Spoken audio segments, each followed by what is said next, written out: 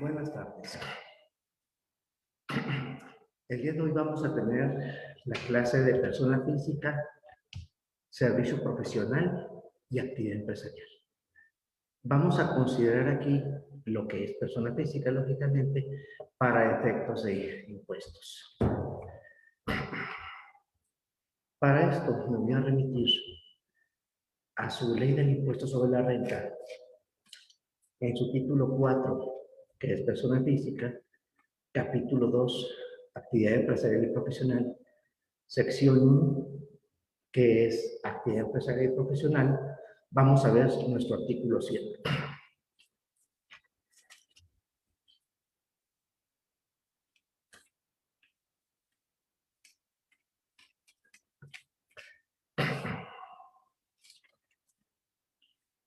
Vamos a ver aquí quiénes son sujetos y de qué manera tributan dentro de este régimen. Primeramente, ¿quiénes están obligados? En su artículo 100 nos establece que están obligados al pago del impuesto establecido en esta ley las personas físicas que perciban ingresos derivados de la realización de actividad empresarial o de la prestación de servicio profesional. ¿Qué viene siendo aquí? Que aquella persona física que tenga un negocio comercial, compra y venta, o servicio profesional, vamos a saber cuáles son las características de cada uno. Fracción 1, definición de ingresos. Fracción 1, que es ingresos por actividades empresariales, los provenientes de la realización de actividades comerciales, industriales, agrícolas, ganaderas, de pesca o silvícolas. Es toda aquella empresa, persona física, que se dedique a comprar y vender. Comprar y vender. ¿Qué tiene que hacer esa persona física? Comprar mercancía, una vez que la compró, la revende con todas sus deducciones, y eso es lo que es actividad empresarial. Ahora vamos a ver lo que es servicio profesional. Dice, ingresos por la prestación de un servicio profesional.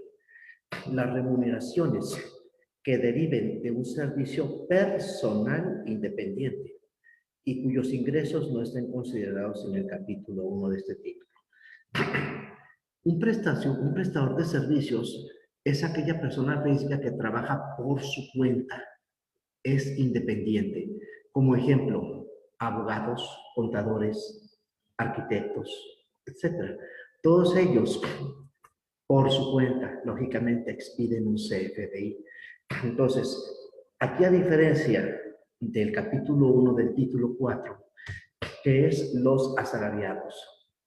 Los asalariados son subordinados de otra persona, mientras que el servicio profesional es independiente totalmente. Y al ser independiente, como su nombre indica, presta. O sea, ¿qué quiere decir? Que en un momento dado una persona necesita su asesoramiento, va la persona con él, el empresario, el profesional, lo orienta, es un servicio intangible, lo orienta en el servicio que necesite, ya sea como abogado, como contador, como arquitecto, etc. Eso es lo que se requiere de diferencia de actividad empresarial y servicio profesional. Ahora, ingreso de quien realiza la actividad o presta el servicio. Se entiende que los ingresos los obtiene en su totalidad las personas que realicen la actividad empresarial o presten el servicio profesional. Le ha tocado a su servidor en práctica profesional que una persona puede tener las dos, tanto actividad empresarial como servicio profesional. Perdón. La diferencia aquí es que la actividad empresarial enajena bienes. Acordémonos en su código fiscal, en su título 1, capítulo único, capítulo 1, artículo 14, concepto de enajenación. Mientras que el que presta servicio es momentáneo, los dos pueden ser la misma persona. Como ejemplo, un médico puede ser médico y también vender aparatos para los médicos, un oftalmólogo, etc. Ahora, ¿Qué otros conceptos de ingresos se acumulan?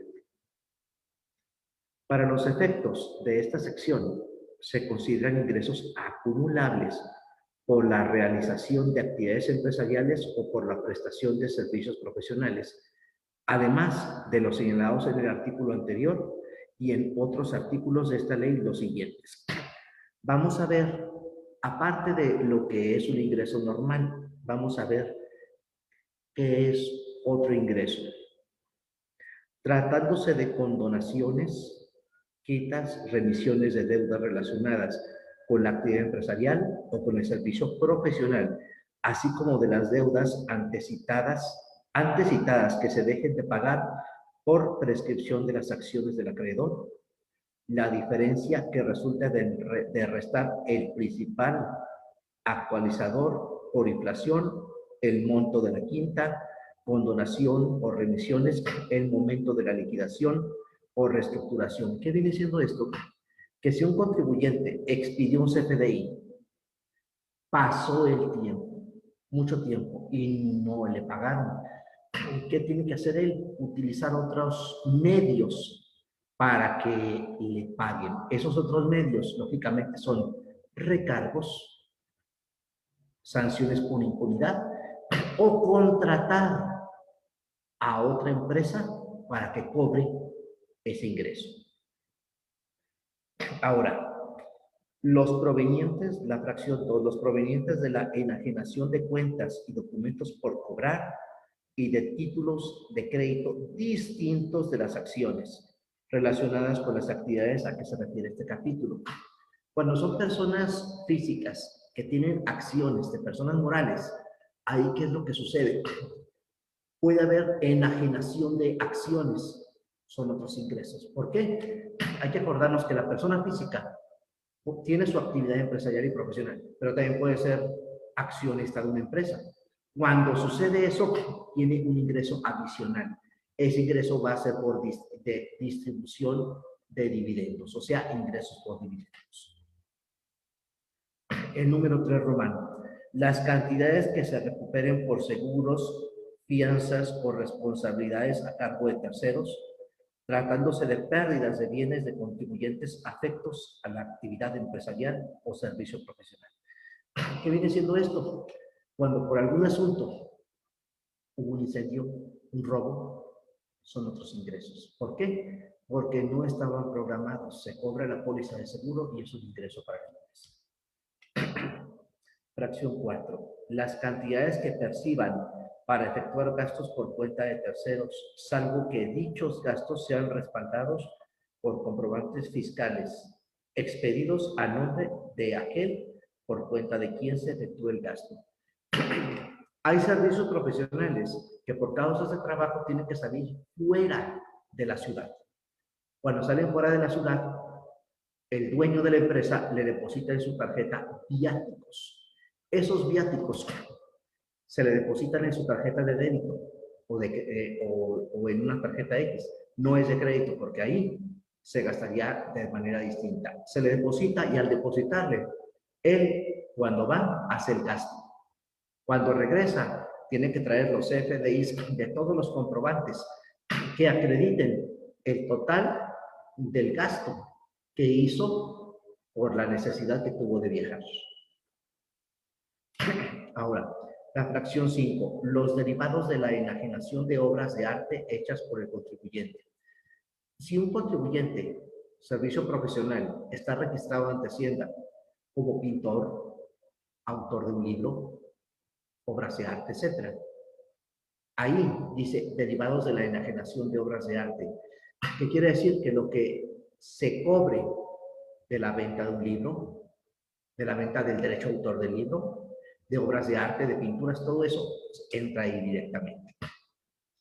Número 7. Los obtenidos por agentes de instituciones de crédito, de seguros, de fianzas de valores, por promotores de valores o de administradoras de fondo de retiro, por los servicios profesionales prestados a dicha institución. Lo que viene siendo las clásicas AFORES, administradoras de fondo de retiro. El número 7, los obtenidos mediante la explotación de una patente aduanal. Aquí, cuando un contribuyente solicita a la aduana poder incorporarse al padrón de importadores, ¿para qué?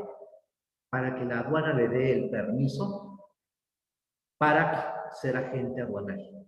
Al ser agente aduanal, él tiene una patente. Con esa patente, él con los contribuyentes que necesiten forzosamente importar, van a ir con el agente aduanal que tiene su patente que el SAT le establece y que con eso puede introducir legalmente. El agente aduanal va a expedir un pedimento de importación y al expedirlo va a cobrar su comisión masiva. Número 8. Los obtenidos por la explotación de obras escritas, fotografías o dibujos en libros, periódicos, revistas, en las páginas electrónicas vía internet, o bien la reproducción en una serie de grabaciones de obras musicales, y en general cualquier otra que derive de la explotación de derechos de autor.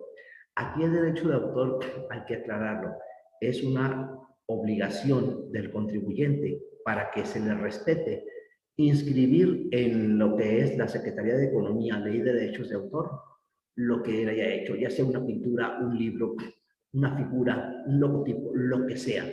Es una obligación para el contribuyente inscribirlo. Si no se inscribió, desgraciadamente no va a tener el beneficio que le otorga la autoridad en este caso.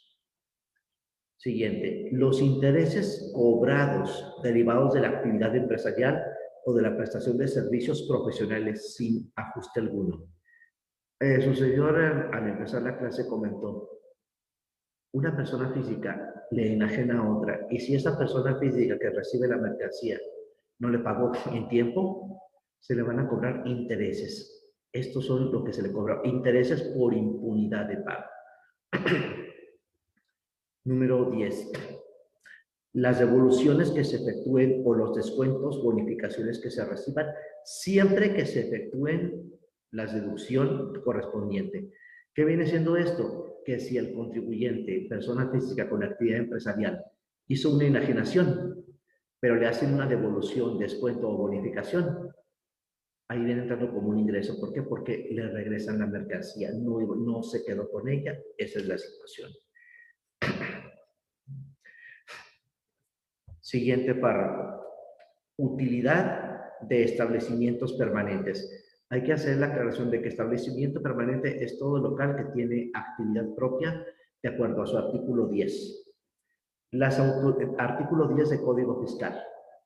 Las autoridades fiscales podrán determinar la utilidad de los establecimientos permanentes en el país de un residente en el extranjero con base en las utilidades totales de dicho residente, considerando la proporción de los ingresos o los actos de los establecimientos en México representen del total de los ingresos o activos respectivamente. Hay contribuyentes, personas físicas que vienen de otros países, pero no tienen residencia en México. Pongo un ejemplo sencillo. Algún cantante foráneo, o sea, que vive en otro país, viene a hacer presentaciones en México. No por venir a hacer presentaciones en México quiere decir que tiene un domicilio fiscal. Se le considera establecimiento permanente donde va a estar momentáneamente habitando. Hoteles, casas, etc. Esos son lo que se refiere en esta situación. Ya vimos entonces todo lo que se refiere a ingresos y otros ingresos. Ahora vamos a ver en qué momento se consideran acumulables los ingresos. No porque se expide un CFDI, quiere decir que es un ingreso acumulable. Vamos a ver en qué consiste.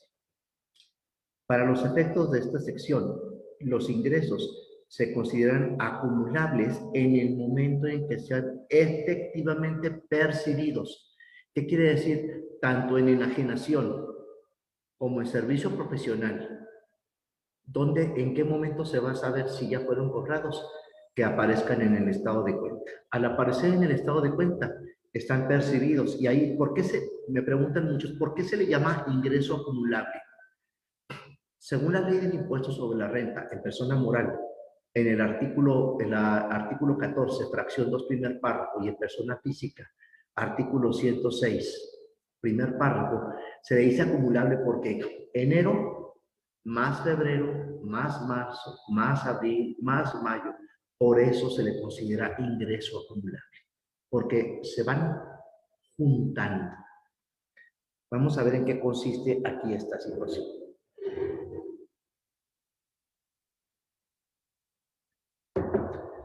Los ingresos se consideran efectivamente percibidos cuando se reciben en efectiva, o sea, papel moneda, en bienes o en servicios. Aquí en este caso hay que hacer una aclaración. La autoridad no maneja los bienes porque eso sería un trueque, pero en servicios sí. Hay que hacer también al decir bienes, quiere decir que enajeno un bien y me lo pagan, no quiere decir trueque. Aun cuando aquellos correspondan a anticipos, a depósitos o a cualquier otro concepto. Cuando se expide un CFDI, puede ser pago en parcialidades o en una sola exhibición. Si es pago en parcialidades, se puede hacer un anticipo, sin importar el nombre con el que se les designe. Igualmente se considerará percibido el ingreso cuando el contribuyente reciba títulos de crédito emitidos por una persona distinta de quien efectuó el pago. ¿Qué viene siendo esto? Una tercera persona puede hacer el pago por la persona que debe haber hecho el pago, y ahí se considera correctamente bien recibido el ingreso. Cuando se perciban en cheques, se considerará percibido el ingreso en la fecha de cobro del mismo cuando los contribuyentes transmitan los cheques a un tercero. ¿Qué viene siendo esto?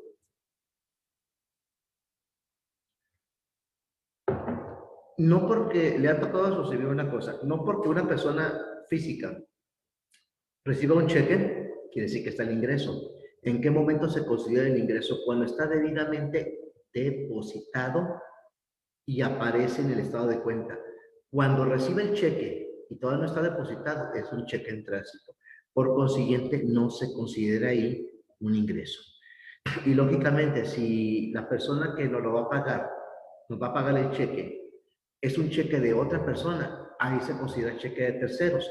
En ningún momento se deja de ser ingreso porque sea otra persona la que lo pague, excepto cuando dicha transmisión sea por un procuario. ¿Qué viene siendo esto? Una persona totalmente distinta que fue contratada para dicho concepto. También se entiende que efectivamente percibido cuando el interés del acreedor queda satisfecho mediante cualquier forma de extinción de las obligaciones. ¿Qué viene siendo aquí? Cuando una tercera persona, sin tener ningún compromiso u obligación, paga el CFDI, o sea, la mercancía de esa persona.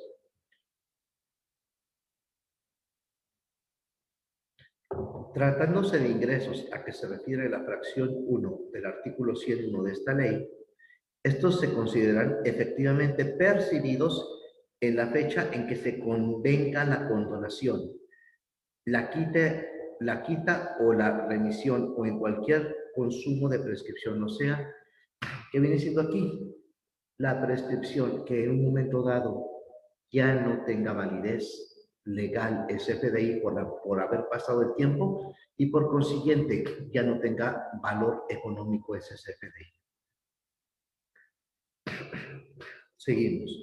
En el caso de enajenación de bienes que se exploten, deberán acumular el ingreso cuando efectivamente se perciba.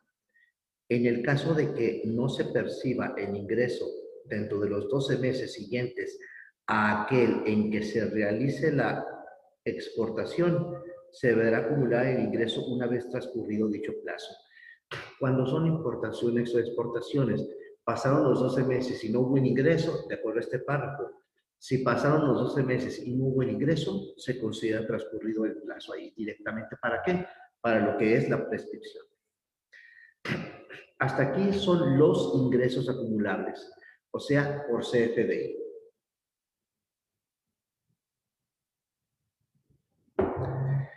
Ahora vamos a ver cuáles son las deducciones autorizadas que marca esta ley. Al decir deducciones, todos los gastos que la autoridad me permite disminuir legalmente. Deducción es un gasto. Entonces, vamos a ver qué gastos podemos nosotros poder aquí manifestar. En nuestro artículo 103 dice: las personas físicas que obtengan ingresos por actividades empresariales o servicios profesionales podrán efectuar las siguientes deducciones. Vamos a ver cuáles son las deducciones que en un momento dado nos permite poder disminuir legalmente.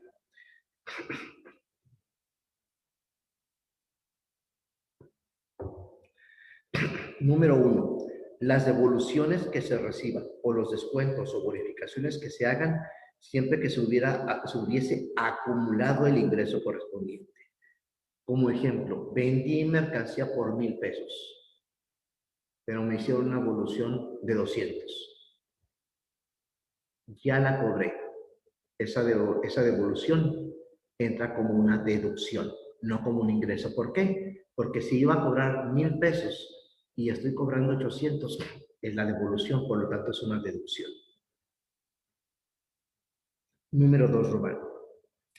Las adquisiciones de mercancías, así como de materia prima, productos semiterminados o terminados, que utilicen para prestar servicios para fabricar bienes o para enajenarlos. Su servidor, cuando he visto empresas que se dedican al ramo de manufactura, o sea, maquila, ¿qué hacen ellos? Ellos compran la materia prima, la procesan y la venden ya procesada. Entonces, ¿qué quiere decir aquí con esto?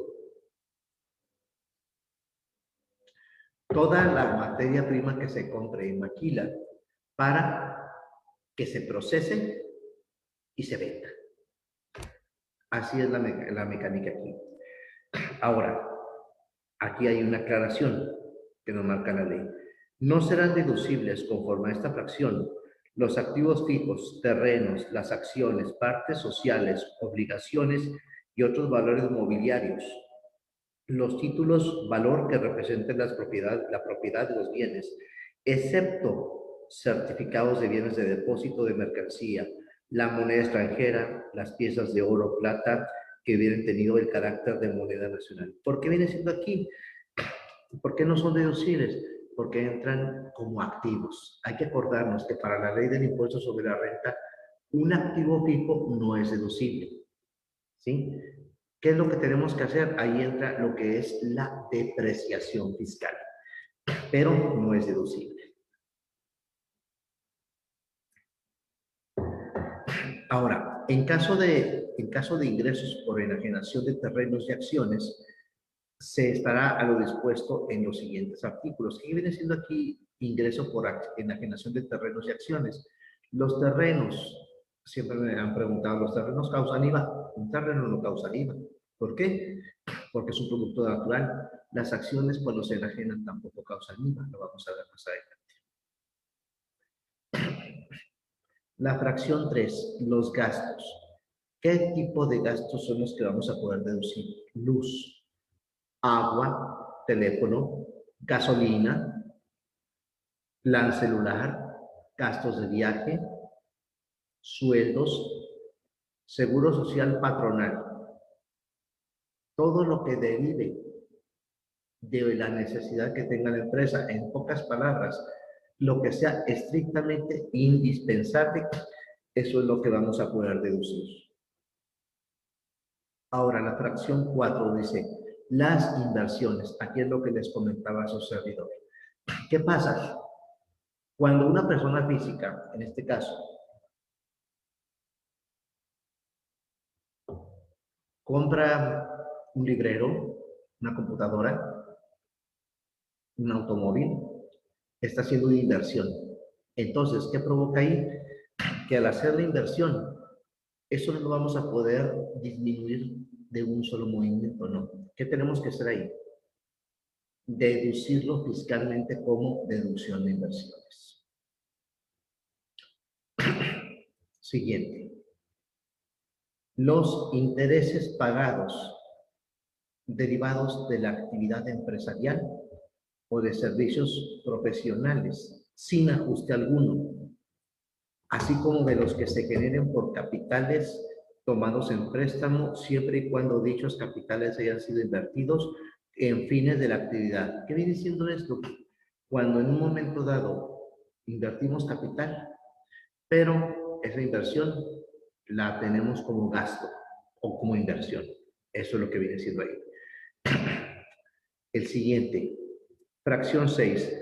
Las cuotas a cargo de los patrones pagadas al Instituto Mexicano de Seguro Social. ¿Qué viene siendo aquí? El Seguro Social, al cobrar las cuotas obrero-patronales, ¿qué es lo que hace? Se manejan tripartita. El 95% es el patrón, un 3.5 es el empleado y un 1.5 es el gobierno federal. Entonces, la cuota patronal, lo que paga el patrón, es lo que sí podemos hacer deducibles.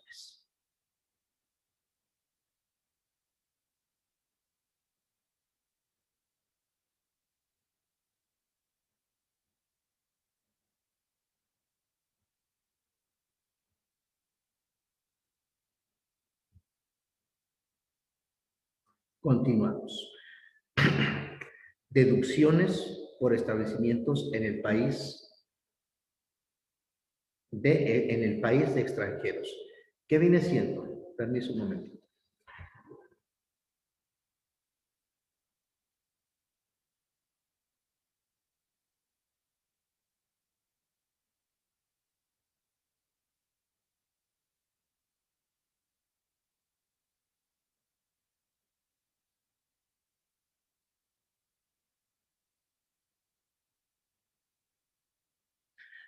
Continuamos.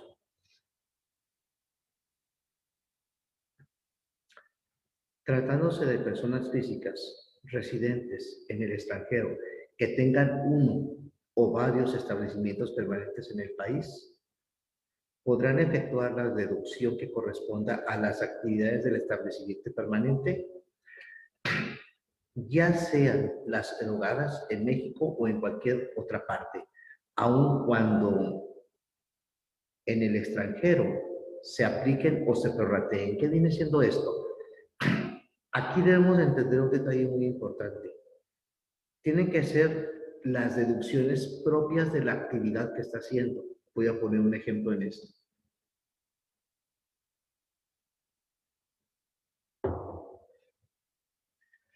Una persona que está en Estados Unidos y pone su negocio aquí en México. Vamos a poner un ejemplo, refaccionaria. ¿Qué hace la persona? Luz, agua, teléfono, gasolina, plan celular, todo. Y la compra de la mercancía para revenderla. Por eso es lo que se establece aquí cuando se dice que son las deducciones autorizadas.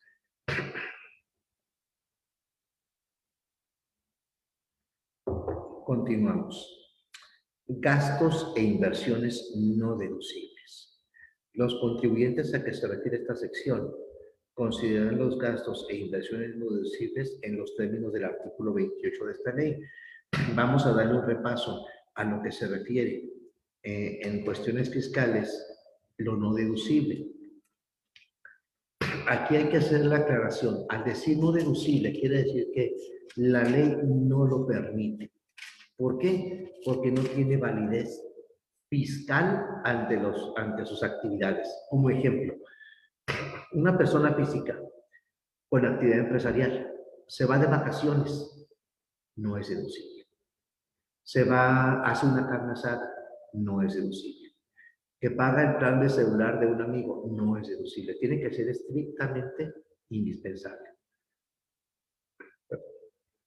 Vamos a ver, dar un repaso aquí en el artículo 28 de la ley del ISR para que consideremos esto.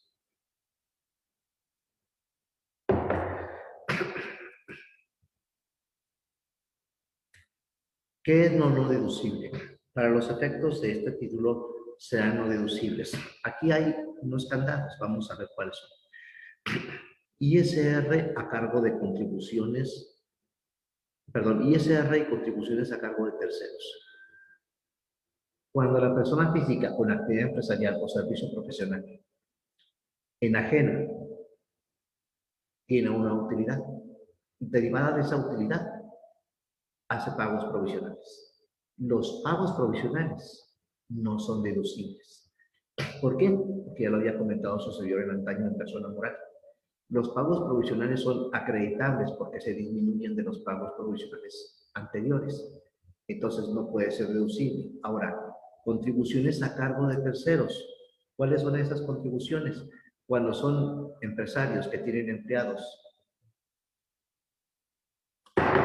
Cuando son empresarios y tienen empleados, la retención de impuestos del empleado es una contribución, un cargo de terceros. Entonces, vamos a ver en qué consiste esto. Los pagos por impuestos sobre la renta a cargo del contribuyente o de terceros, ni los de contribuciones en la parte subsidiaria que originalmente corresponden a terceros conforme a las disposiciones relativas, excepto tratándose de aportaciones del IMSS a cargo de los patrones, incluidas las previstas en la ley del seguro de desempleo. ¿Qué viene siendo esto? Cuando el patrón paga la nómina, se le retiene a los empleados. Como comentó ahorita su servidor, el seguro social es tripartita, 95% patrón, 3.5 empleado y 1.5 gobierno. Bueno, esta, que es la obligación patronal, sí es la que ellos pagan. Esta es la contribución a cargo de terceros. ¿Qué es lo que tienen que hacer ellos? Retenerlo y al momento que llega el pago, hacer el pago del seguro social. Ahí, la retención que se le hizo al empleado, eso se paga directamente. Luego, subsidio para el empleo y accesorios de las contribuciones.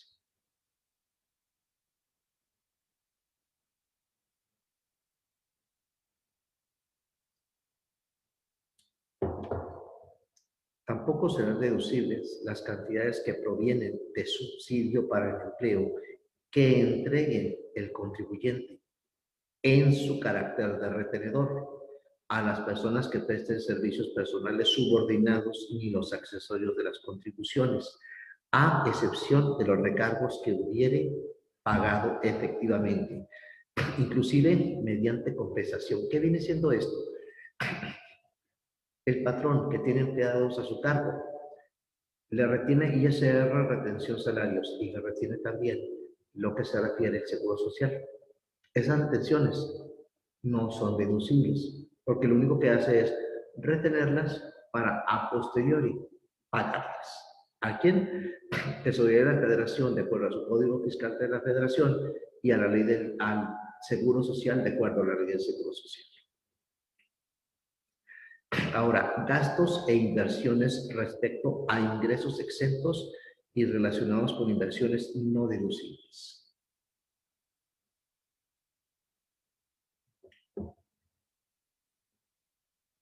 Los gastos e inversiones en la proporción que representen los ingresos exentos respecto del total de ingresos del contribuyente, los gastos que se realicen en relación con las inversiones y que no sean deducibles conforme a este capítulo. ¿Qué viene siendo esto? Aquellos gastos que hagamos y que no sean deducibles. ¿Por qué? Porque la autoridad lo marca que no va a ser deducible.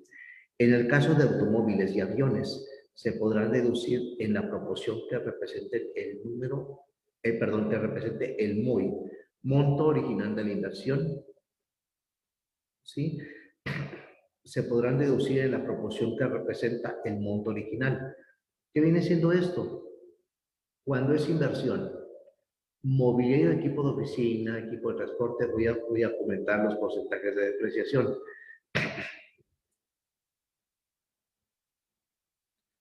En lo que se refiere a las inversiones, en su artículo 34 de la ley del ISR nos marca 34 fracción 1, inciso A, que es edificio con construcción. Fracción 3, mobiliario y equipo. Fracción 6, equipo de transporte.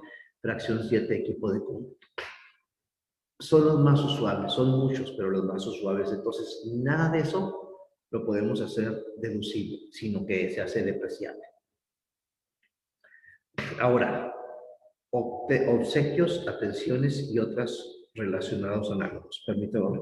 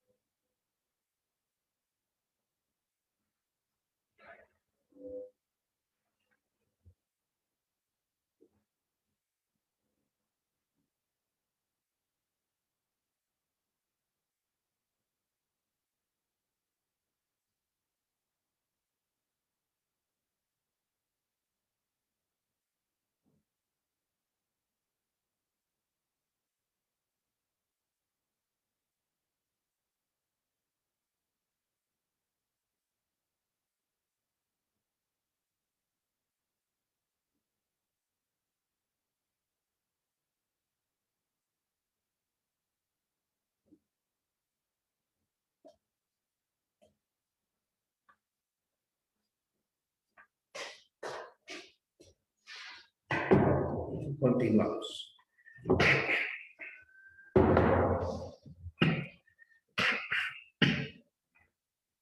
Al decir obsequios, atenciones y otros análogos, voy a hacer una observación que siempre le digo al empresario.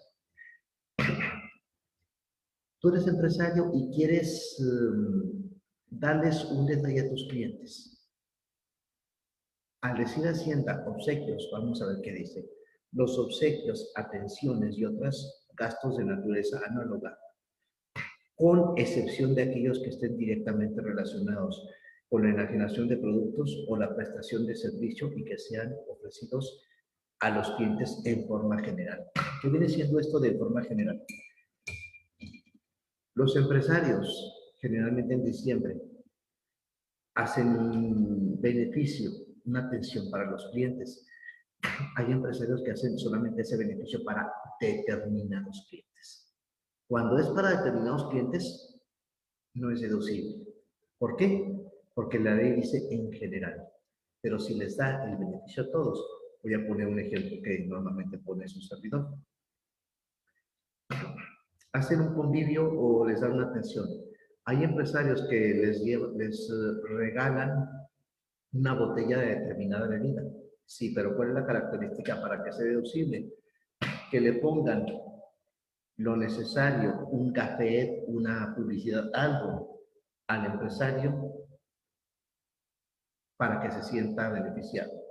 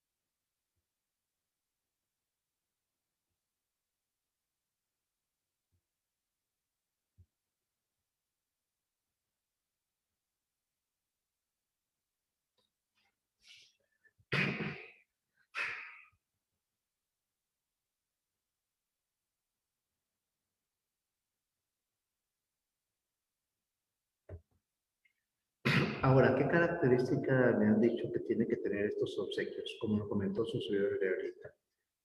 Se les regala una botella, sí, pero en la botella debe de venir el logotipo de la empresa, algo que llame la atención y que diga, me lo están regalando. Voy a poner un ejemplo que normalmente pone su servidor también aquí.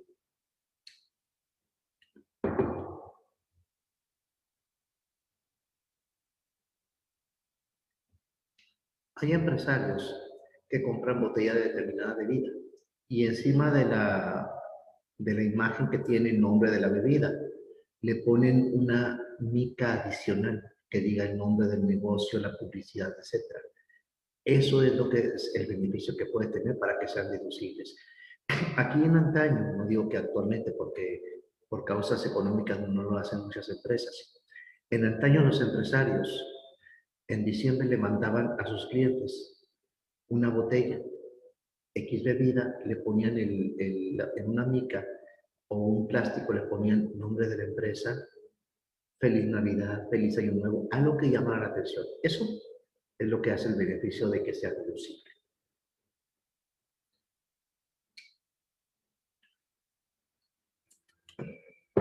Continuamos. La fracción 6 dice, los gastos de representación. Ahí hay empresarios que le dicen al servicio profesional o al asalariado, ve a representarme a este evento. No es deducible. ¿Por qué? Porque la ley no lo permite. ¿Están representando a otra persona? Sí. Es asalariado, sí, o es servicio profesional. Pero la ley no lo permite, no lo considera deducible. Entonces ahí, desgraciadamente, no se entiende en eso. Aquí voy a llegar a un punto importante. Cuando son gastos de viaje.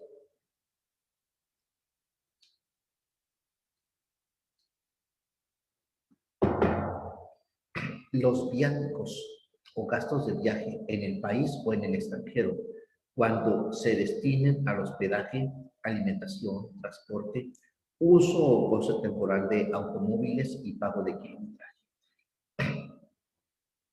de la persona beneficiaria del viático o cuando se aplique dentro de una franja de 50 kilómetros que circunde el establecimiento del contribuyente. ¿Qué viene siendo esto? La persona va a salir de viaje, tiene que ser alrededor del local comercial, 50 kilómetros fuera de la ciudad. Perdón, fuera del local comercial, aclarando esto. Fuera del local comercial. ¿Por qué? Porque hay establecimientos que tienen una base permanente en determinada parte de la ciudad. ¿Y qué sucede? Voy a poner un ejemplo que normalmente pone su servidor aquí también. Aquí en Chihuahua, un contribuyente tiene su establecimiento aquí, en Chihuahua, pero va a Ciudad de Delicias. Ahí sí es bien, es válido porque son más de 50 kilómetros. Pero si va a la ciudad de Aldama, va a Ciudad de Aldama, ¿ahí qué pasa? No son 50 kilómetros, son como 25, sí. Pero hay que ver desde dónde viene él, el contribuyente, para saber cuántos kilómetros. Pongo este ejemplo. Si el contribuyente tiene su domicilio fiscal en Riberas de Sacramento, pueden considerarse los 50 kilómetros. Ahí son 50 kilómetros que circunden el establecimiento para que sean válidos. Ahora, las personas a favor de los cuales se realice la erogación deben de tener relación de trabajo con el contribuyente en los términos del capítulo 1 del título 4 de esta ley, que viene siendo los asalariados. Un asalariado que sea, en este caso, su subordinado de, o preste el servicio profesional.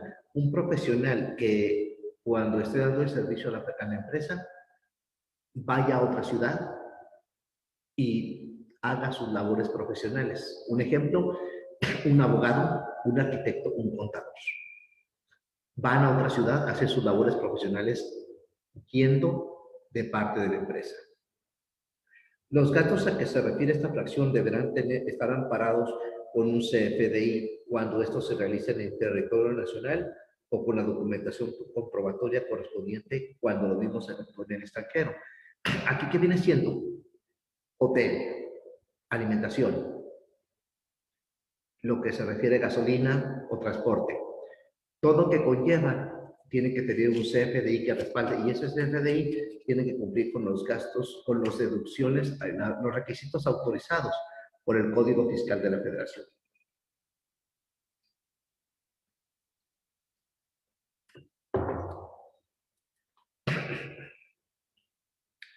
Ahora vamos a saber cuáles son los candados que establece la ley. Tratándose de gastos de viaje destinados a la alimentación, estos solo serán deducibles hasta por un monto de 750 pesos diarios. Ojo, 750 pesos diarios por una persona entre desayuno, comida y cena. ¿Qué viene siendo esto? 750 por persona, perdón, en un día. O 1,500 cuando se logren en el extranjero y el contribuyente acompañe el comprobante fiscal o la documentación comprobatoria que ampare el hospedaje o transporte cuando a la documentación que ampare el gasto de alimentación, el contribuyente únicamente acompaña el comprobante fiscal relativo al transporte. La deducción a que se refiere este párrafo solo procederá cuando el pago se efectúe mediante tarjeta de crédito de la persona que realice el viaje. Hay veces que los contribuyentes salen fuera de la ciudad, pero no se hospedan en un hotel. Van, gastan gasolina o transporte, alimentación, pero no entran a un hotel. Por lo tanto, hacen esa deducción, la pagan con tarjeta de crédito y es totalmente viable y deducible.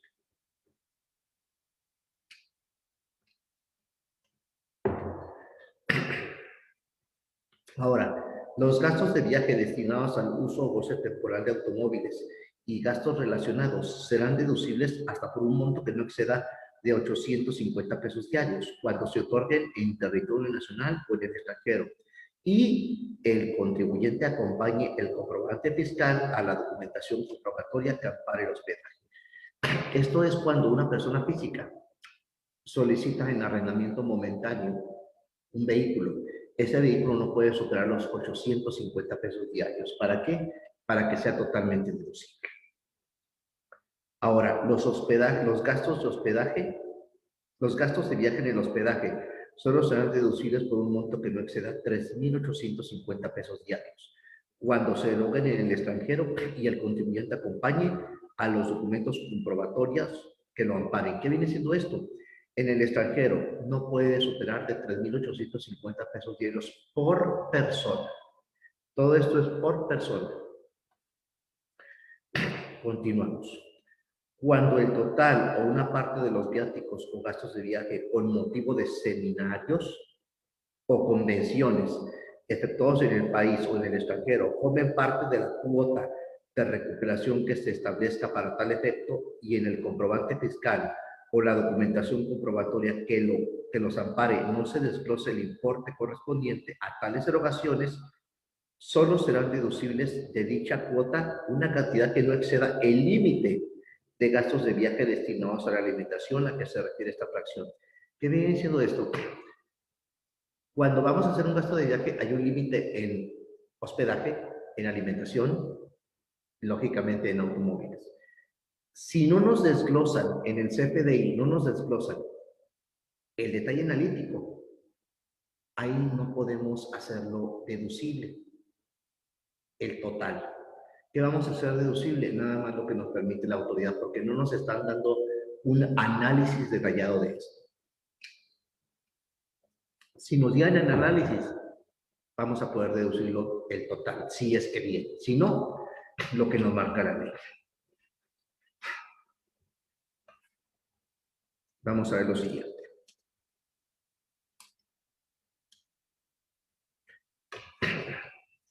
El crédito comercial, la fracción número 12. El crédito comercial, aun cuando sea adquirido por terceros. ¿Qué viene siendo el crédito comercial? Cuando una persona física, pongo este ejemplo sencillo, una persona física va a cambiar un cheque a una institución bancaria. Al ir a cambiarlo, es una cantidad fuerte. ¿Qué viene siendo el crédito comercial?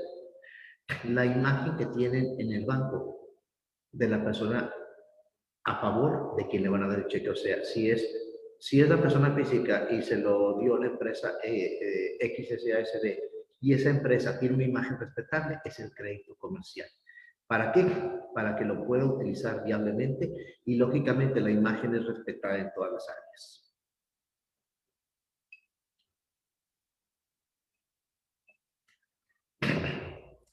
La número 13, uso o goce temporal de aviones y embarcaciones. ¿Aquí qué viene siendo esto? Uso o goce temporal. Mientras que el contribuyente necesite viajar en avión o en barco y sea necesario por su trabajo, va a hacer. ¿Qué sucede? Los pagos por el uso o goce temporal de aviones y embarcaciones que tengan concesión o permiso del gobierno federal para ser explotados comercialmente. Hay contribuyentes que lógicamente usan el avión por necesidad o el barco por necesidad profesional o empresarial, son totalmente deducibles. Siguiente párrafo. Uso o goce temporal de casas. Tratándose de pagos por el uso o goce temporal de casas habitación, solo serán deducibles en los casos en que reúnen los requisitos que señala el reglamento de esta ley. Las casas de recreo en ningún momento serán deducibles. ¿Qué viene siendo aquí en este caso? Casas habitación. Cuando un empresario, por causas de negocios,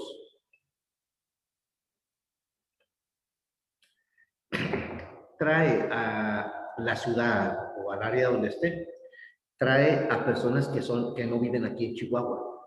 Las traen de fuera, las hospedan en la casa habitación. Es casa habitación, se paga como casa habitación. ¿Sí?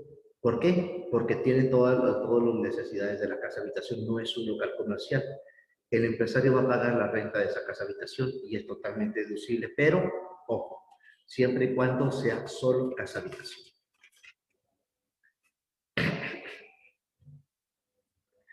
Ahora, fracción 15. Los pagos por concepto de IVA o de IEPS que el contribuyente hubiese efectuado y que le hubieran trasladado no se aplicará lo dispuesto a esta fracción cuando el contribuyente no tenga derecho a acreditarlos. Los mencionados impuestos que él hubiera trasladado o que hubiese pagado con motivo de importación de bienes que corresponda a gastos o inversiones deducibles en los términos de esta ley. ¿Qué viene siendo esta situación? Las personas físicas que en un momento pagan el IVA cuando hacen una adquisición, una compra o un gasto. Sí, esos pagos de IVA no son deducibles, son acreditables. Del IVA de mis ventas, acredito o disminuyo el IVA de mis compras y gastos, igual que en el IEPS. En el IEPS, no porque pagué un IEPS a una empresa, esa empresa me va a obligar, perdón, el SAT me va a obligar a pagar ese IEPS. Aquí no es trasladable, no lo es. Entonces, al no ser trasladable, no lo obliga al contribuyente a hacer ese pago.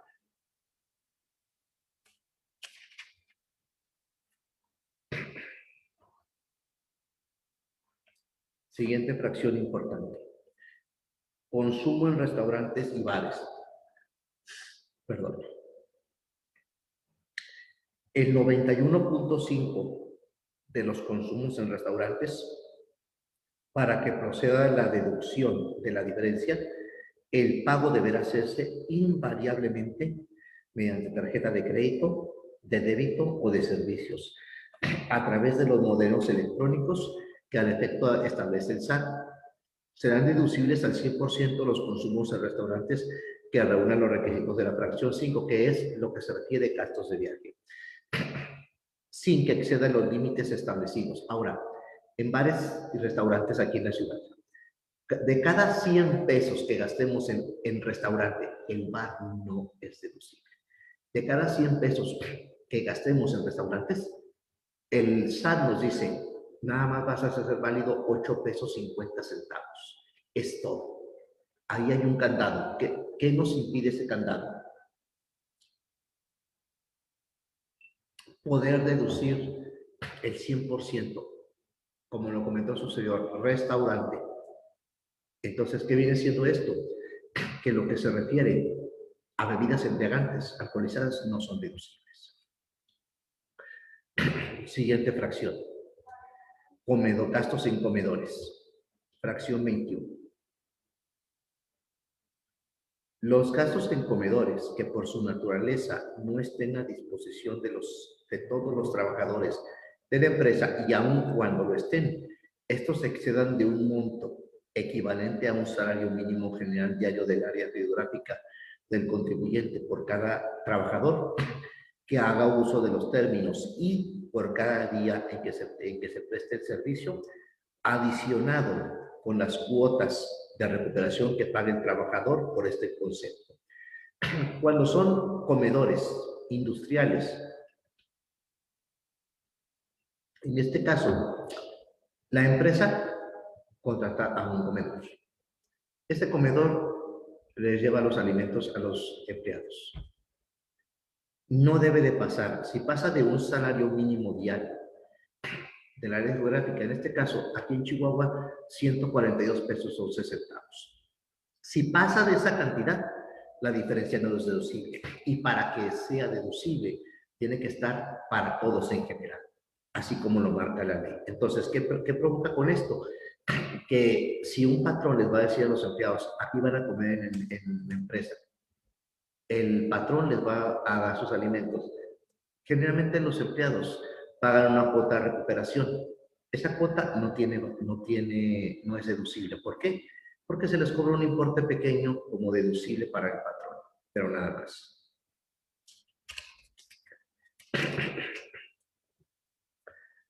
Aquí, en lo que establece la ley para los fondos de pensiones,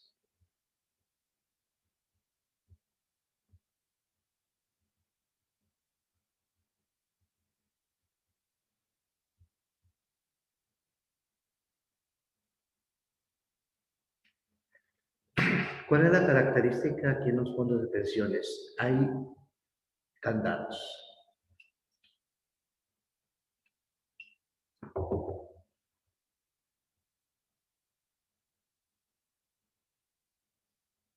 Las reservas para fondos de pensiones o jubilaciones de personal.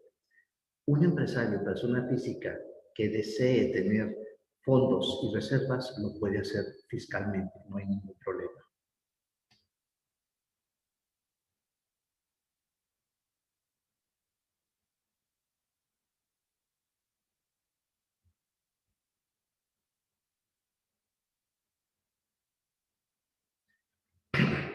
Las características de los fondos y reservas.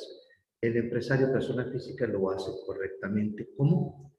Creando cuentas de bancarias con fondos, fondos de antigüedad, fondos de jubilación, etcétera. Vamos a ver sus características. Las reservas para fondos de pensiones o jubilaciones de personal complementarias a las que establece la Ley del Seguro Social y primas de antigüedad. Aquí voy a hacer esta acotación. El Seguro Social, cuando un empleado se va a jubilar, va al Seguro Social y le dan todas sus prestaciones a las que tiene derecho. Pero aparte, la empresa donde está trabajando, persona física, tiene la obligación de proporcionar económicamente un finiquito. ¿Por qué? Por sus años trabajados. Para esos finiquitos se requiere que haya un fondo de pensiones, jubilaciones, retiros, cualquiera de esos. ¿Para qué? Para que no se vea tan agobiado fiscalmente el contribuyente. ¿Cómo se va a hacer este fondo? Esta reserva. Deberá crearse y calcularse en los términos y los requisitos que establece el reglamento de esta ley y repartirse uniformemente en los 10 años posteriores. ¿Qué viene siendo aquí?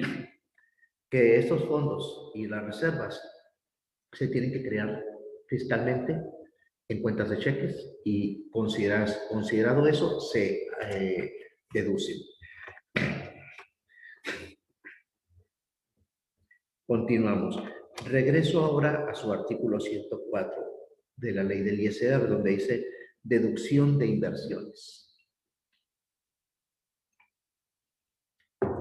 Los contribuyentes a que se refiere la sección de actividad empresarial y servicio profesional consideran los gastos a que se refiere esta ley del artículo 28. Bueno, deducción de inversiones. Los contribuyentes a que se refiere esta sección determinarán la deducción por inversiones aplicando lo dispuesto en la sección 2 del capítulo 2 del título 2 de esta ley.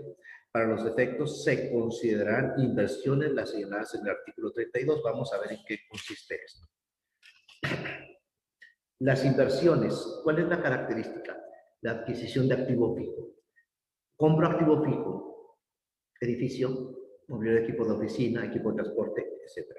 Para los efectos de este artículo, los porcientos máximos de aplicación sobre el monto original de la inversión, aun cuando ésta no se haya pagado en su totalidad, en el ejercicio en que proceda su deducción, cuando no se pueda separar el monto original de la inversión de los intereses, en su caso que se paguen financieramente. ¿Qué viene siendo esto? Voy a poner un ejemplo sencillo en este ejercicio. Una persona física compró un vehículo en una agencia automotriz. Es a pagarse a 6 o 7 años. Al adquirir ese vehículo, no porque no lo ha terminado de pagar, no lo va a depreciar. Le ha tocado a sus servidores empresarios que lo compran a 6 años. Ok. Pero el vehículo se deprecia a 4. ¿Qué hacen ellos? En el tercer año, cuando ya son 3 años, pagan de contado lo que resta, lo deducen fiscalmente y compran otro vehículo. Esa es la finalidad de los movimientos. Ahora, vamos a ver los requisitos para que todas las deducciones que hemos visto sean totalmente deducibles.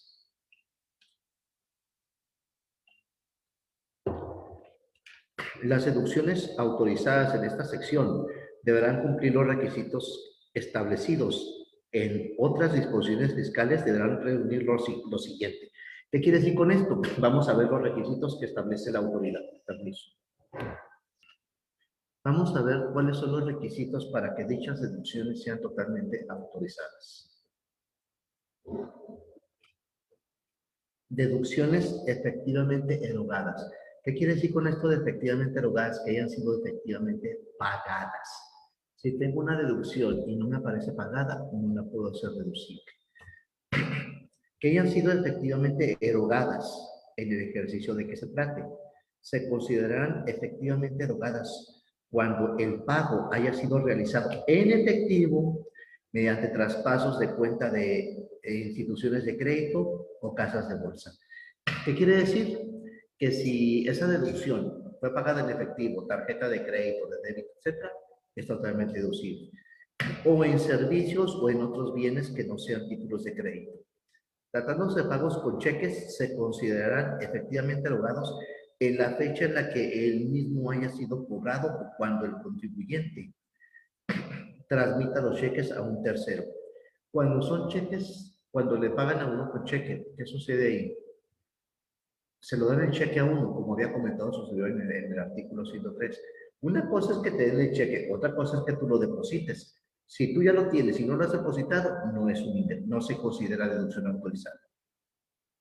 Excepto cuando dicha transmisión sea en procuración, o sea, exigido por otra persona. Igualmente se considerará efectivamente erogado cuando el contribuyente entregue títulos de crédito suscritos por personas distintas.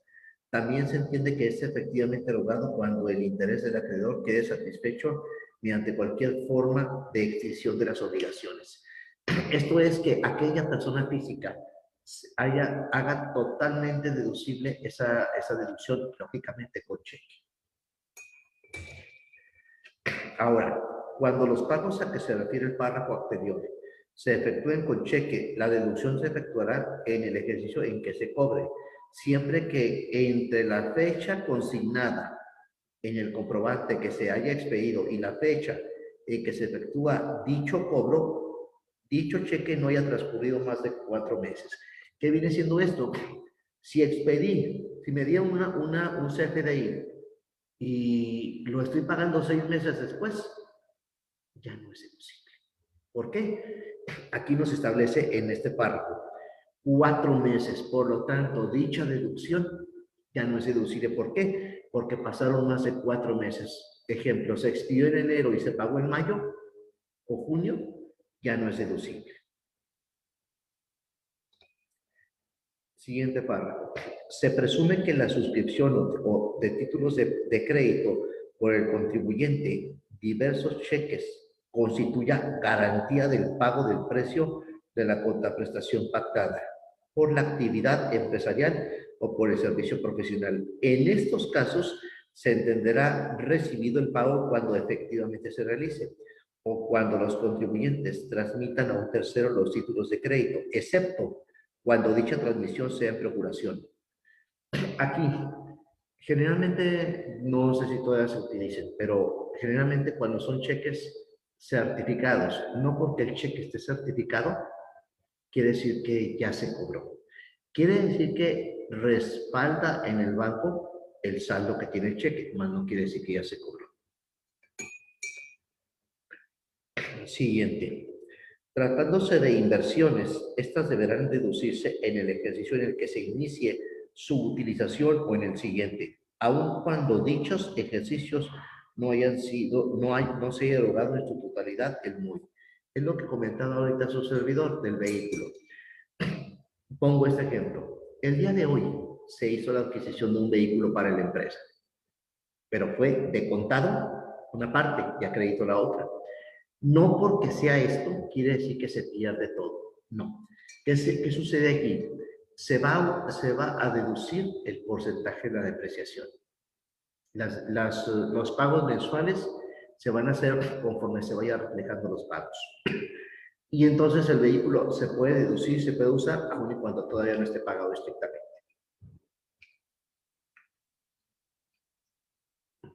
Ahora, fracción 2, estrictamente indispensables. Aquí el requisito obligatorio, estrictamente indispensable. ¿Qué quiere decir esto? Que si el contribuyente hace ese gasto, vamos a ver qué consiste. Que sean estrictamente indispensables para la obtención de los ingresos por los que se está obligado al pago de este impuesto en los términos de esta sección. Pongo el ejemplo. Gasolina, teléfono, plan celular, sueldos. Si sin esos gastos el empresario no puede trabajar. Entonces, se requiere forzosamente que sean estrictamente indispensables. Por eso la ley dice, si no son indispensables, no son deducibles.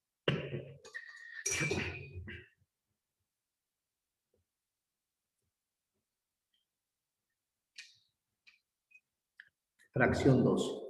Que cuando esta ley lo permita, la deducción de inversiones se procederá en los términos del artículo 104 de este impuesto en los términos de esta ley. Adquirimos un activo fijo. En su artículo 104 nos maneja que vamos a tener que hacerlo como depreciación, o sea, si es un escritorio, es a 10 años porque es el 10% anual. Si es un edificio, a 20 años. Si es un equipo de transporte, al 25% anual. Entonces, ahí es donde se considera que la deducción de inversiones sí es habilitada fiscalmente, pero como deducción de inversiones, o sea, a determinados años. Siguiente fracción. Que se deduzca una sola vez. Que se resten una sola vez, aun cuando estén relacionados con la obtención de diversos ingresos. ¿Qué quiere decir esto?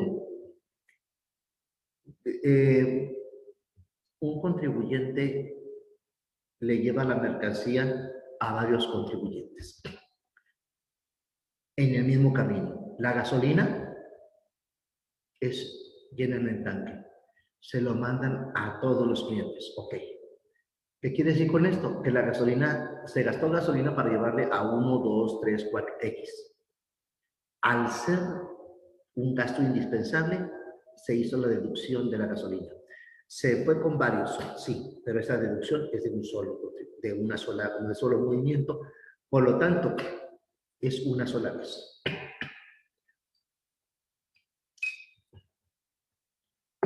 Ahora, primas por seguro y fianzas. Que los pagos por primas por seguro o fianzas se hagan conforme a las leyes de la materia y correspondan a conceptos que esta ley señala como deducibles o que en otras leyes se establezca la obligación de contratarlos y siempre que, tratándose de seguros, durante la vigencia de la póliza no se otorguen préstamos por parte de la aseguradora a persona alguna o garantía de sumas aseguradas. ¿Qué viene siendo esto? Lógicamente, primas por seguros o fianzas. El seguro, seguro de vida, incendio, robo, etc. Son deducibles de acuerdo a lo que marca la ley, pero ¿qué hay que hacer aquí? Que se especifique exactamente el rubro en el cual se va a utilizar el seguro.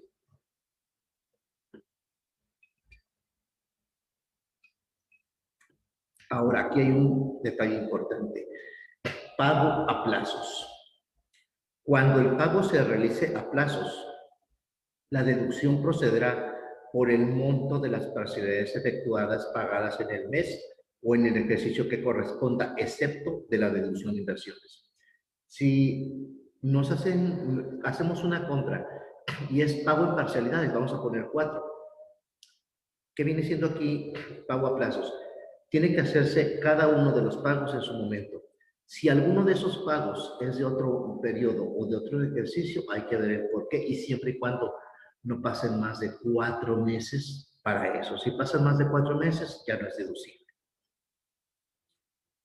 Vamos a ver ahora los plazos para reunir los requisitos de las deducciones. Que al realizar las operaciones correspondientes a más tarde del último día del ejercicio, se reúnen los requisitos que para cada deducción en particular establezca esta ley. ¿Qué quiere decir? El 31 de diciembre termina el año. Quiere decir que además estar en esa fecha, todas las deducciones que se hicieron deben de cumplir con todas las leyes. Si no cumplen, es no deducible. Ahora, tratándose únicamente de los comprobantes fiscales a que se refiere el primer párrafo de la fracción 3 del artículo 27 de esta ley, estos se obtendrán a más tardar el día en que el contribuyente deba de presentar su declaración anual del ejercicio. Y la fecha de expedición de dicho comprobante fiscal deberá corresponder al ejercicio en que se corresponda la deducción. La fracción 3 del artículo 27 nos habla de cheques, gastos efectuados con cheque de más de 2,000 pesos. Es obligatorio que se haga esta situación. Ahora, pagos provisionales de impuesto. Aquí voy a hacer una acotación especial.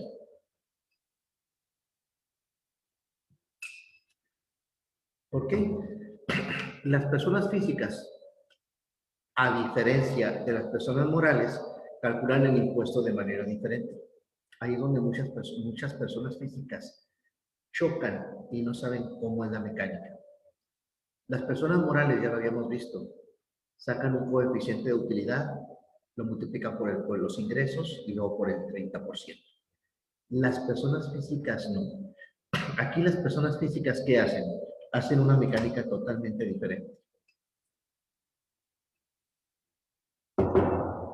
A diferencia de la persona moral. Voy a poner esta diferencia porque la persona moral, si en el año anterior no tuvieron utilidad, todo el presente año no pagan impuesto. ¿Por qué? Porque para sacar mi pago provisional necesito el coeficiente del año pasado. Quiere decir que si en un año la persona moral no tuvo utilidad, el próximo año no va a pagar ISR, va a presentar en ceros. El problema es que si la persona moral tiene 3 ejercicios completos sin utilidad, o sea, teniendo pérdida, son susceptibles a que la autoridad los revise. ¿Por qué? Porque son puras pérdidas. Mientras que la persona física, ¿cuál es la característica de la persona física? En persona física, desde el primer mes que se tenga, desde el primer mes, tiene la obligación, si tiene utilidad, pongo este ejemplo. El mes de febrero se registró la persona. En el mes de febrero tuvo ingresos y tuvo deducciones. El resultado lo vamos a pasar a una tarifa. Quiere decir con esto de que la persona física, si tiene utilidad desde el primer mes, está obligada esa persona física a pagar el impuesto sobre la renta. Mientras que la persona moral, si tuvo pérdida, todo un año no va a tener la obligación de pagar. En este caso, ¿qué viene siendo? Persona moral necesita resultados del ejercicio anterior. Persona física no necesita resultados. Vamos a ver cómo es la mecánica.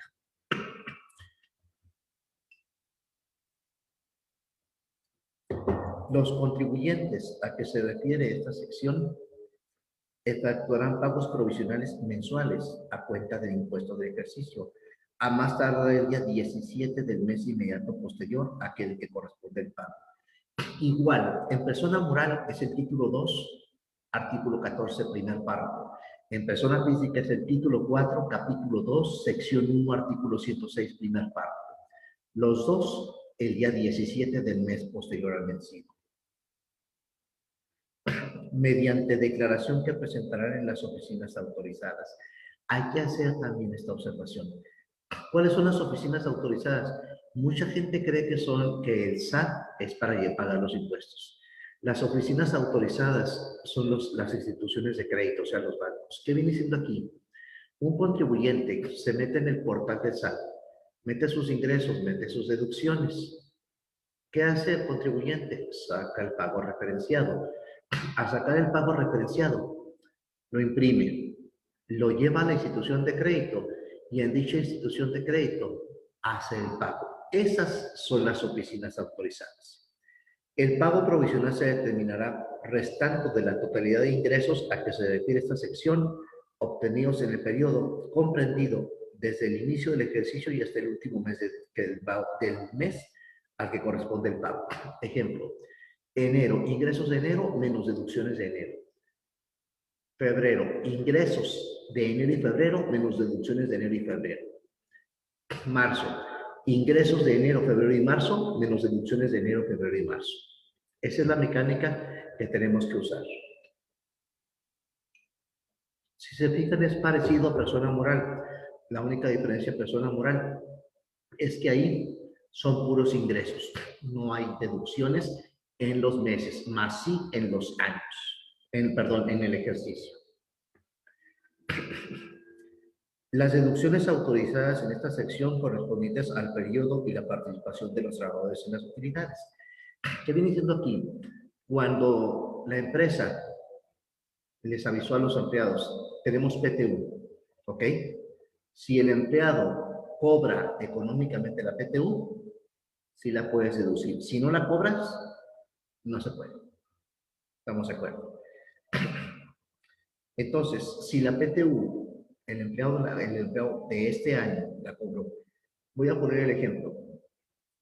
En este 2021 vamos a hacer la declaración anual del 2020.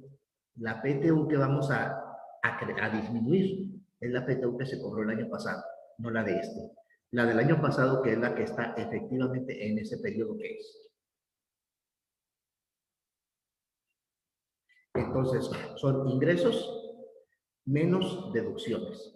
Y un comentario adicional en esto.